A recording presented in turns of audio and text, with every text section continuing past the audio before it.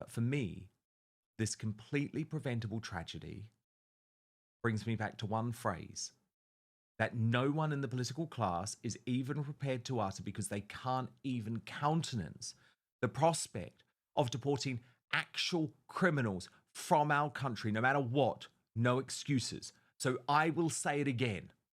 None in, all out.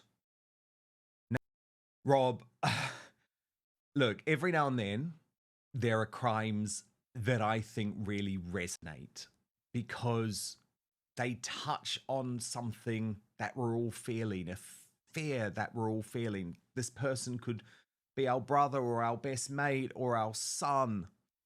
And it was just like with Southport last year and that massacre when we thought about those 3 beautiful young girls bludgeoned to death by Axel Rudagabana. I think the death of Blue Stevens is in some ways just as shocking because it's so mundane. It's so mundane. Wear a Rolex watch now in London and you could well be killed for it. And does this not just show the decline of the United Kingdom, Rob?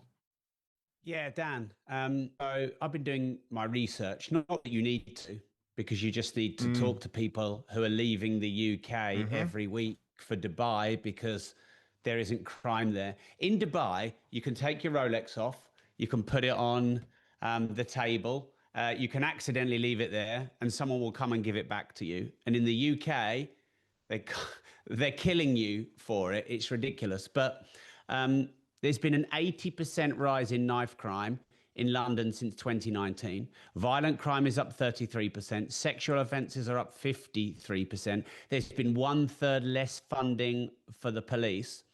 And what Nigel said there about the Giuliani approach, I don't think maybe people don't understand, Mayor Giuliani's approach. Zero tolerance. So if did, and in the UK, the police will waive any theft under £200. So you steal something for £190 and it's legal. So theft is now legal in the UK. And people don't start by killing people for Rolexes.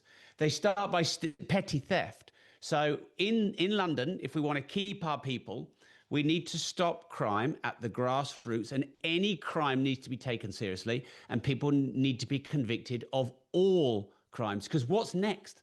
And when you think about Khan, right, it does show you his priorities, doesn't it, Rob? Because I heard him talk so much about George Floyd. Do you remember that in 2020? He was obsessed with this dude, George Floyd, and he was obsessed with all of the social unrest and disharmony that it brought to our United Kingdom, even though it wasn't our issue.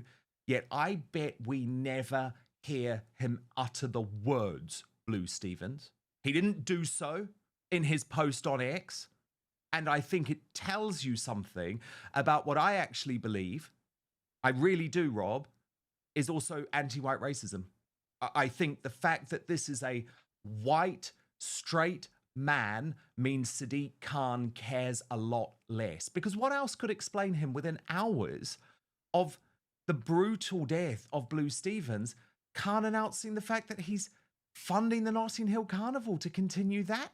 But I think it's purposeful. I think this shows you what his priorities really are. Well, I thought that tweet was highly disrespectful. There was no acknowledgement of the person and his family. And to say that youth clubs are the solution to murder on the streets of London is ridiculous on another level.